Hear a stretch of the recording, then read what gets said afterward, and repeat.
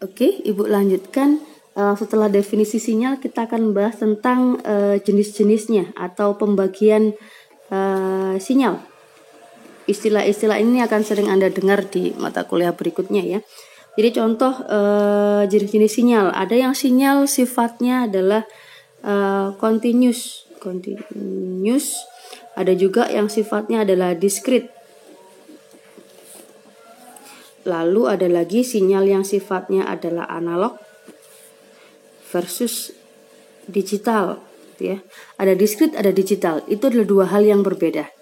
Oke, sinyal continuous ya adalah sebuah sinyal yang selalu ada nilainya pada setiap waktu manapun. Jadi simbolnya adalah xt, karena fungsi waktu t berapapun akan ada nilainya. Jadi contohnya bentuknya seperti ini. Sinyal discrete adalah sinyal continuous yang kemudian melalui proses sampling diambil nilainya. Ini yang kemudian simbolnya adalah x ke n. Ya. Contohnya misalkan pada detik ke minus 2 diambil nilainya segini. Pada detik ke minus 1 diambil nilainya segini. Pada detik ke 0 diambil nilainya adalah segini. Disampling setiap 1 detik. N ke 0, N ke 1, N ke 2. Nah ini adalah sinyal discrete. Secara umum sistem linear akan membahas sinyal continuous. Sedangkan sinyal discrete akan dibahas di mata kuliah pemrosesan sinyal. Ya. Oke, kemudian ada continuous, ada discrete. Berarti fungsi waktu. Fungsi waktunya apakah continuous atau waktunya discrete, diambil sampelnya. Nah, ada lagi sinyal yang disebut dengan sinyal analog. Sinyal analog itu adalah sinyal yang sifatnya adalah continuous. Oke, jadi sinyal analog adalah sinyal yang sama, sinyal yang continuous gitu ya. Bedanya kalau digital nilainya di sini misalkan amplitudenya adalah 0 sampai 20 volt misalkan. Di sini 0 sampai 20 volt. Di sini sinyal diskretannya nilainya juga sama, akan tetap di sini adalah 20 volt, ini 10, ini 5. Sedangkan bedanya dengan sinyal digital bukan lagi analog 0 sampai 20, tapi didigitalisasi menggunakan bilangan biner.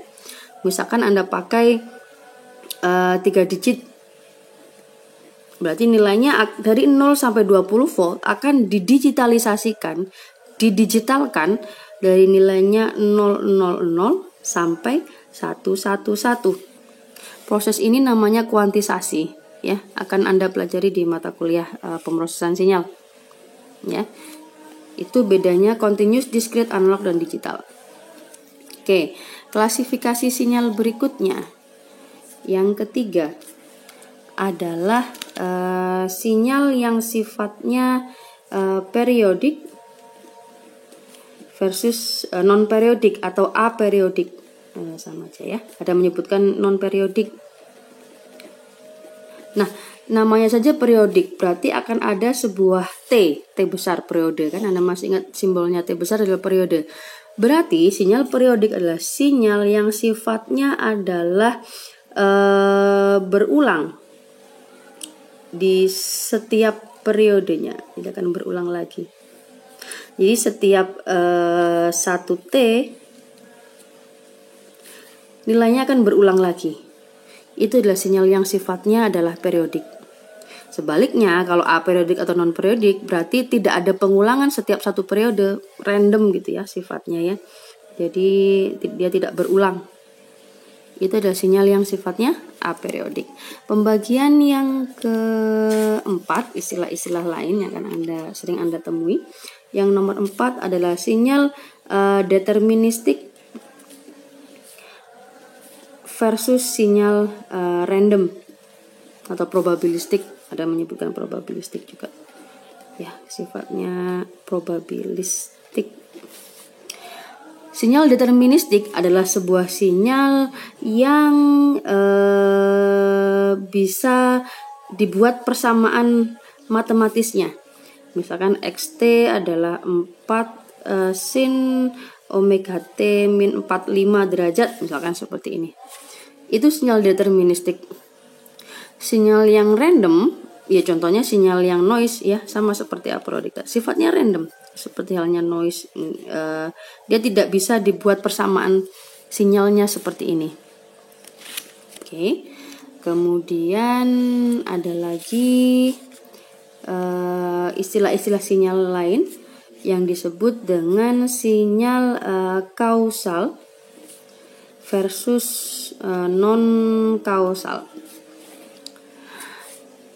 Sinyal kausal adalah sebuah sinyal yang sifatnya adalah bergantung pada nilai saat ini dan juga nilai-nilai sebelumnya. Tadi dari operasi sinyal Anda tahu bahwa dari sisi 0 ke sebelah kanan ini kan sifatnya adalah di delay. Delay berarti ini X T minus T. Jadi akan di delay terhadap suatu waktu gitu ya. Ini contohnya sinyal kausal. Ya, jadi sinyal tersebut adalah sebuah sinyal yang terdiri dari sinyal saat ini T dan sinyal yang di delay, sinyal-sinyal sebelumnya. Kalau non kausal sifatnya adalah sebuah sinyal yang tidak hanya saat ini tapi mungkin juga melibatkan sinyal delay. Sebuah T dan juga nilai sebelumnya, nilai yang di advance. Nilai advance ini berarti ada unsur T plus T-nya, ada unsur advance-nya, ya.